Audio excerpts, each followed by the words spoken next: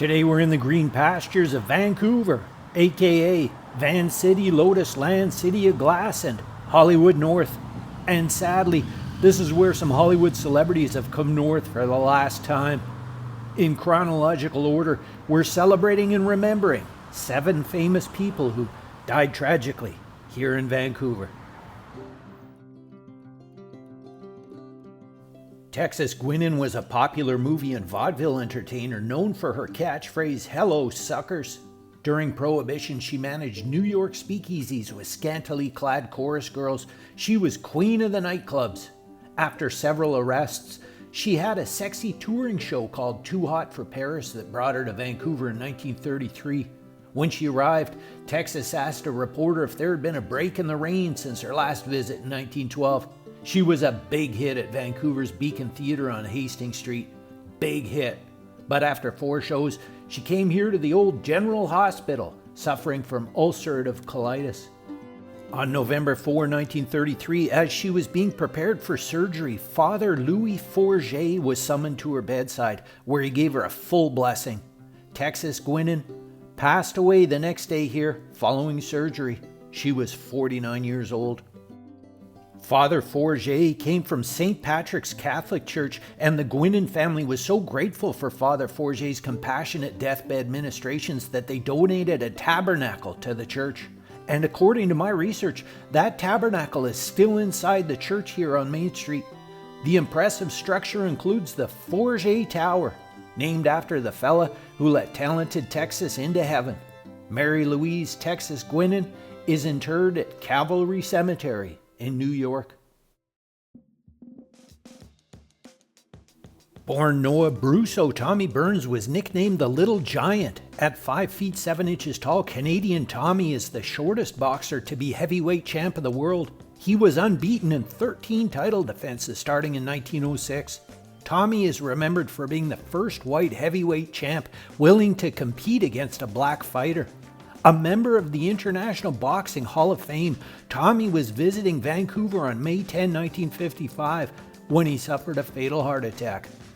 He was 73 years old. Tommy Burns is interred here at Ocean View Cemetery. It was an unmarked pauper's grave until 1961 when a sports reporter ordered this headstone. If anyone knows the identity of the benevolent reporter, please leave a comment below.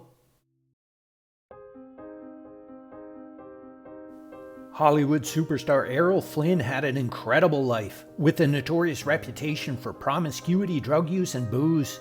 In 1959, 50-year-old Errol's health and career were declining. He arrived in Vancouver with his 17-year-old girlfriend Beverly to sell his yacht. After an eventful week, Errol was heading back to the airport on October 14, 1959. He developed severe pain, so his buddy made a detour to the Sylvia Hotel to find a doctor. After a phone call, they met Dr. Gould nearby at his penthouse apartment here on Burnaby Street. Doc Gould injected Errol with Demerol, and he entertained the growing crowd that heard he was there. But soon, Errol needed to lie down in the bedroom. He said, "I shall return."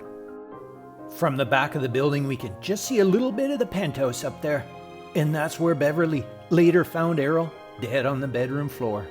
Some reports say that hysterical Beverly banged her head on the patio railing, right up there. Errol Flynn is interred at Forest Lawn Memorial Park Cemetery in Los Angeles, against his wishes. Stay tuned for a link to my very popular vlog all about Errol's last day, which may not be suitable for the kids, and neither is our next story.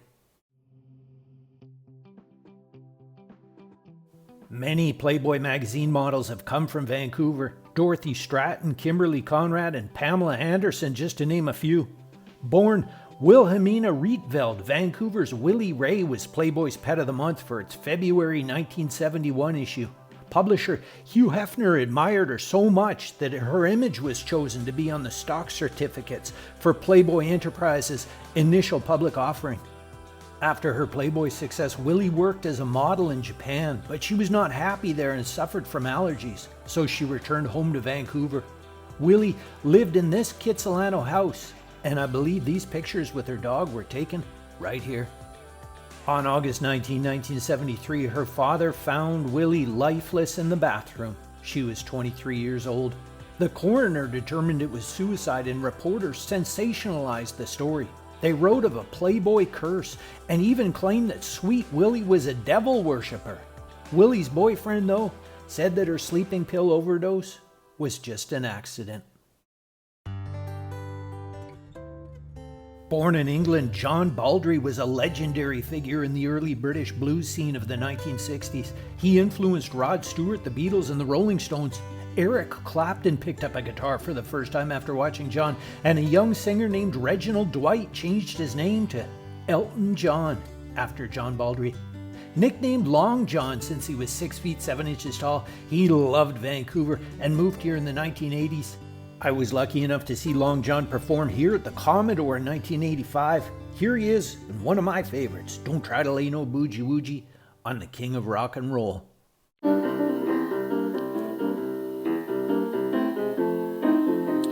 You know, I remember a few years ago, some funny things used to happen to me. About 1956, 57. Long John also had a very successful voice acting career in Vancouver, but he developed a chest infection, and he passed away here at Vancouver General Hospital on July 21st, 2005. He was 64 years old. There is a cenotaph for John Baldry at St. Lawrence Little Stanmore Churchyard in London, England. Son of Star Trek legend Walter Koenig, Andrew Koenig was best known for playing Richard Boner Stabone on the 1980s sitcom Growing Pains. He was also a director, editor, writer, and human rights activist. Having loved Vancouver since he acted in the locally shot 80s show 21 Jump Street, Andrew came here in 2010. He was suffering from clinical depression and, unbeknownst to his parents, had disposed of all of his possessions and cleared out his apartment in Venice, California.